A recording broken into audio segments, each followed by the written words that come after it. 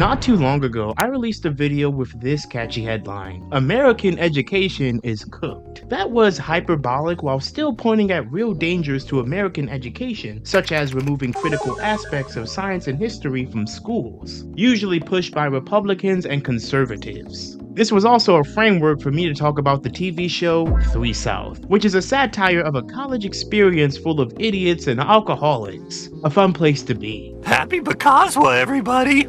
Is that another one of those black holidays? Just tell me what I gotta do so I don't get sanctioned again. However, since the 2024 election results, there have already been some unsettling changes, once again promised by a Republican candidate. One of them being a push to abolish the Department of Education.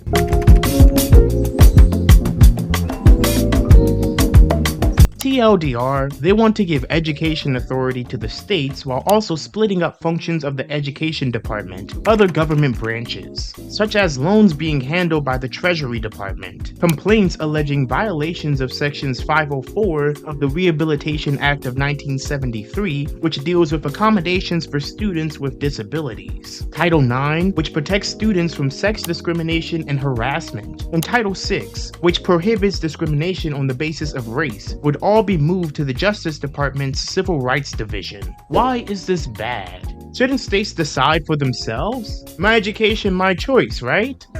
Well, actually the states do decide for themselves, via this clip from Now This. Move education back to the states. But here's the thing, education is already controlled by the states. The Department of Education is just responsible for funding low-income schools, investigating discrimination complaints, enforcing federal education laws like the Disabilities Education Act, and collecting data. It doesn't control the curriculum. States do. So really, it's a matter of the funding and securities for disadvantaged people that are at stake. Let's hear what Weed James, Senior Director of K-12 Education Policy for the Center for American Progress, has to say. James described these two services provided by the government, which will probably stay on the books as long as Congress doesn't specifically nix them. The Elementary and Secondary Education Act, which provides federal funding for K-12 schools, and the Individuals with Disabilities Education Act, which ensures students with disabilities are offered a free education tailored to their needs. James says, without the education department, the administration of these programs would be left completely up to the states, and the most vulnerable students could be the most affected. For IDEA funding, the federal government gives money to states based on a formula that factors in the number of students with disabilities. States then distribute that money to local school districts who provide special education services to eligible students, with the expectation that states will also contribute their own money to cover the full cost of services. Seems like a functioning system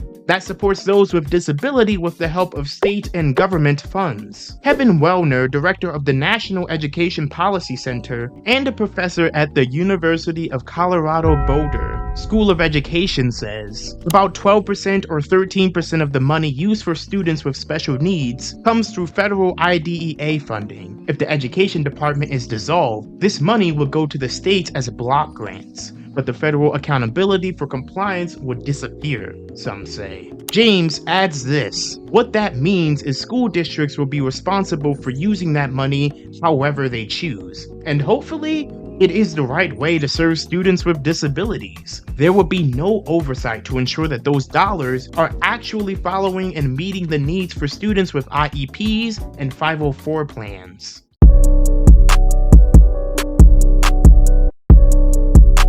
We live in a time where it seems like a lot of people share this sentiment, that there's too much control, too much oversight by the federal government in terms of education.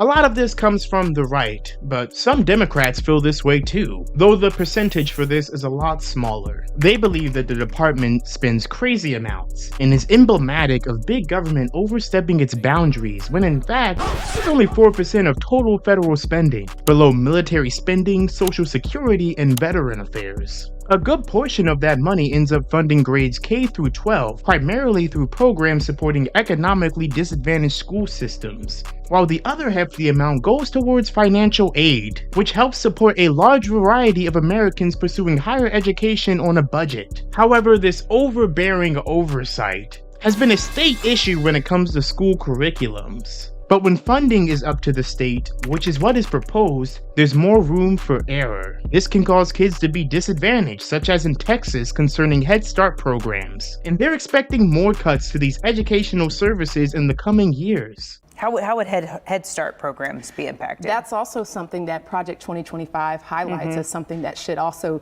be on the chopping block. And of course, as you know, providing access to early education is essential to reducing the school to prison pipeline, but also just to make sure that we have an adequately prepared workforce for all Americans. By eliminating something like Head Start, we're really putting our students, particularly those in lower income environments, in a disadvantage. And what we want education. They're already disadvantaged in Texas too by not having a lot of early start programs. Exactly. Early education programs. Exactly. So Texas is lagging behind with respect to early childhood education, and doing something like this would be it's almost non-existent. Correct. Yeah. Absolutely. So really, this call for less oversight leads to less protections for marginalized communities. And I'm not just talking about race, ethnicity, or your disability status. I'm talking low income as well. I love the poorly educated.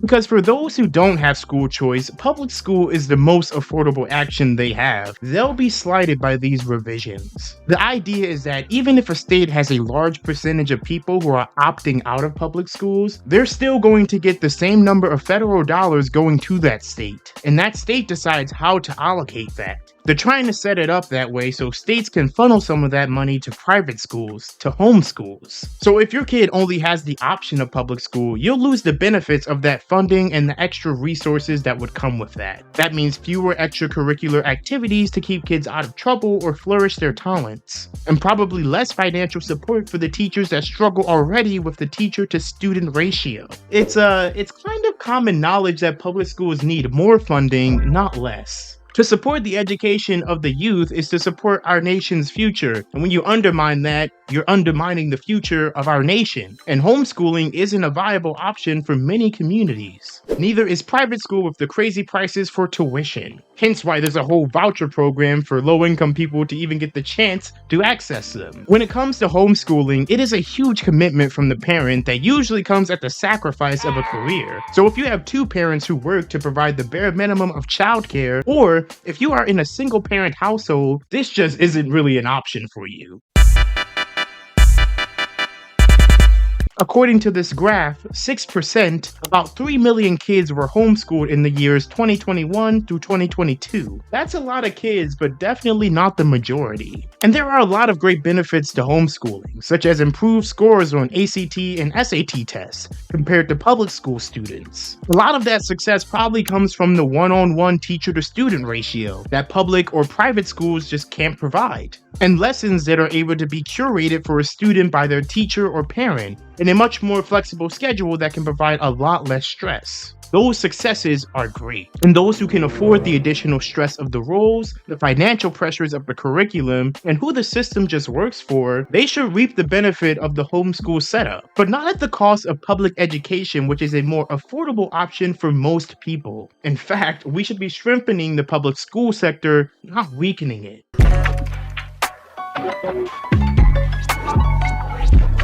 The other issue with relocating the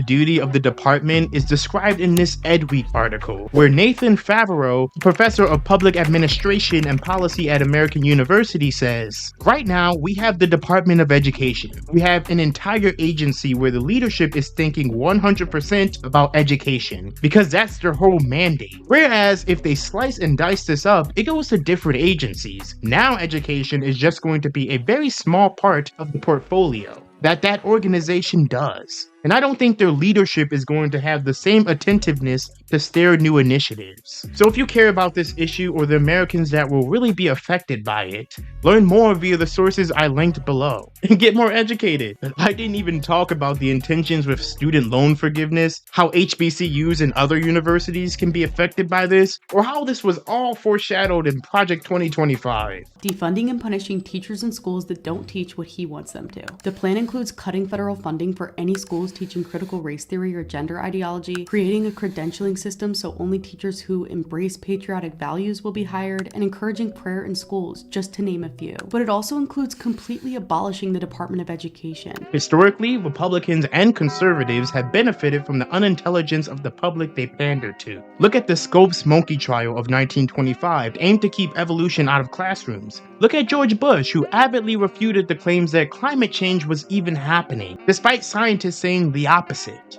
Check out the removal of crucial points of slavery in the civil rights movement in the education system today. Or check out this dude on Fox News talking to Trump. We're going to take the Department of Education, close it. So let's say you have a liberal city, let's Los Angeles, San Diego, and they just decide we're going to get rid of that history. We got new history. This is America built off the backs of slaves on stolen land. And that curriculum comes in. Then we don't send them money. As well as pushing away from educating kids about the mere existence of trans and gay people. Keeping the public intellectually sheltered is a huge part of their campaign, because it operates under the fear of the unknown. Operates under the fear that this knowledge will make you hate yourself, or your country, or both. When that isn't true. America is a beautiful country because of its diversity, its embrace of new ideas and technology, sometimes not for the greatest good. Shout out to the cotton gin, which revitalized Southern slavery. Haha, that American ingenuity. America has a history of disastrous flaws as well as unpredictable triumphs. Failures in a moral capacity, such as the Trail of Tears, internment camps, and the continual denial of a better healthcare system by both parties. We have to recognize those failures